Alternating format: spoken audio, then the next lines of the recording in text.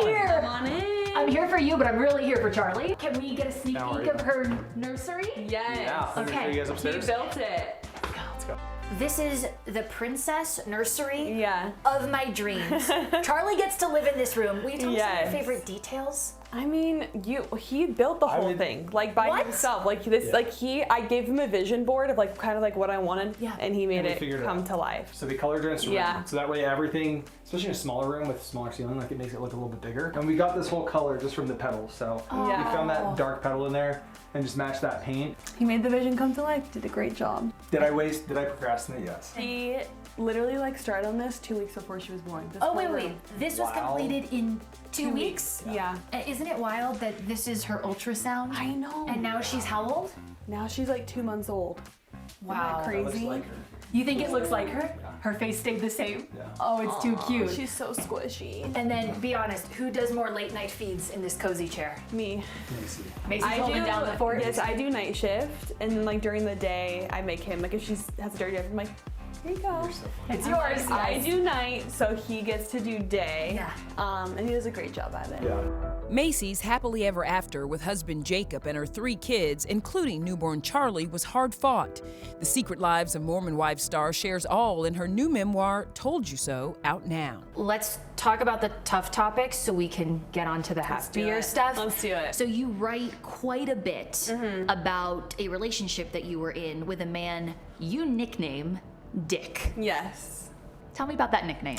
I just thought it was very fitting for him. There was definitely details in the book that I had to, like I think it says in the beginning that like names were changed and details and things like that. So since I did have to change details for legal reasons, I was like, well, I'm gonna change them my way. He pulled a knife on you. He drugged and raped you. And he robbed you of your virginity. Yep. How are you today?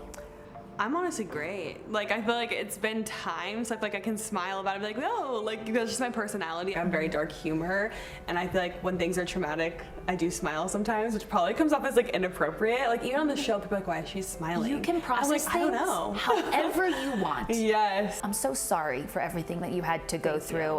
What was that relationship like? Horrible.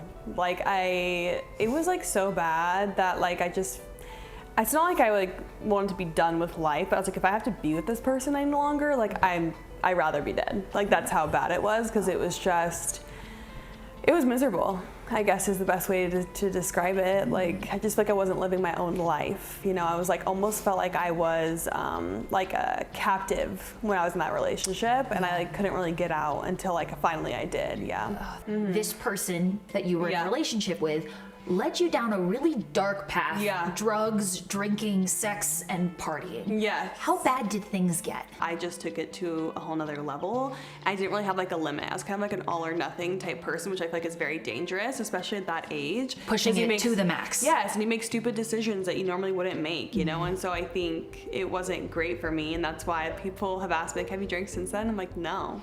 Because I feel like because I was like, even with it, like obviously my religion, but even when it was like I was blacking out. I'm like, that is not healthy, nor is it safe. And like, I just like, it was bad. And so, yeah, I definitely went through some wild times. Yeah, but today you are clearly I am no sober. drinking.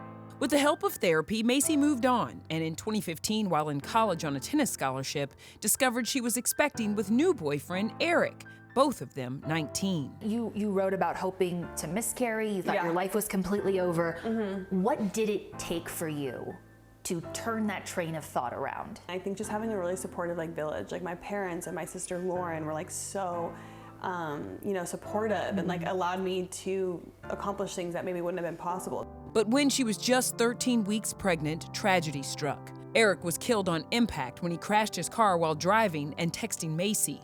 It was the most traumatic thing I've ever gone through in my life. Like I've never felt pain like that severe. Like I had physical pain from like the emotional pain that I was going through. Like my chest hurt, like my head hurt. Like it was crazy how it manifested like in my body. Writing about that was like so difficult. Every time I even would go over and proofread it, I would just be sobbing. Like it never got easier. How do you grieve a love while also growing a human in your body? That was, I feel like, the hardest part, because I just didn't know how to feel. Like even being pregnant, it was like there's some days where I was like, I don't think I can do this. Like I don't think I can be a mom. Like, and there were some days where like that's the only thing I had to look forward to. Like I definitely was like I had suicidal ideations, thoughts, all the things, but like I think that's why my book is dedicated to my son, because I'm like I don't think I'd be here like without him. Your saving grace. Yeah. Right. Oh. I didn't expect to get emotional. I don't even think I'd be sitting here, like, if it wasn't for him. So, like, that's what's so crazy to me is, like, he probably doesn't even realize it, but he is, like, everything, like, to me, you know? He will one day. Yeah, I hope so. He asked to read the book. I said, absolutely not. I was just gonna ask, when are the kids allowed to read Mom's book? I said 18, because I'm like, that is adult content in there. I would say maybe I'll budge around 17. But Yeah, I think 18 is a solid idea. Let's talk about something happier. Yay. Let's talk about something happier. Yeah. One word, Jacob. I mean, it takes a really special person to walk into someone's life and no strings attached, act as a father figure. Oh, 100%. I feel like when I look back, to me, it's almost crazy because it was so normal in the moment. But looking back, I'm like, you were 20 years old. Like, you were a child too. And like, you were full on like wanting to be a father to my son, you know, who's not biologically yours. Like, that is just crazy. I have to imagine it will be a very emotional experience for Jacob reading your memoir. Yes. Has he read it? How did he react? Yes, he was just crying the whole time. And he was Just sobbing. yeah. And like, he's tender. You are the ultimate resilient survivor. You No. did not spare a single detail. Yep. So why expose so many of these hardships that you've gone through and now overcome? To help other women. That's always been my goal. Even starting social media, like when I got into MomTok, like I started social media to help other women with my story, because when I was going through it, I was like, I don't think I had anyone to relate to. This is 2014, 2015 with the perfect Instagrams, the perfect families. Like it wasn't as vulnerable online back then. And I feel like I was like, oh, I just feel like I had no one to relate to. I felt like the big loser while everyone else seemed like they're living their best lives. And I was like, but when you know, like everyone's going through things deep down, but they're just not sharing them. And so that's always been my purpose and why I wanted to share my story and start social media and then write this book, was for that purpose of helping other women who maybe were feeling like me and like they needed someone to relate to. Do you think all of these hardships that you went through are going to shock your Mormon Wives audience?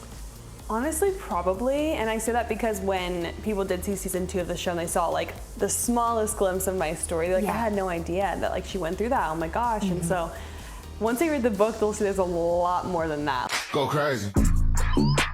Season 3 of Secret Lives of Mormon Wives is about to come out in November. A lot of burning questions. Oh yeah.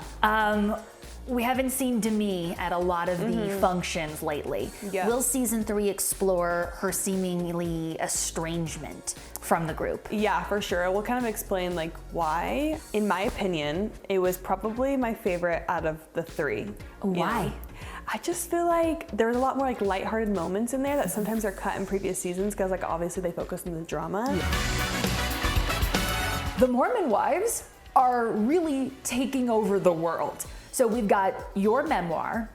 Then we've got 2 over on Dancing with the Stars. You've got Whitney and you've got Jen.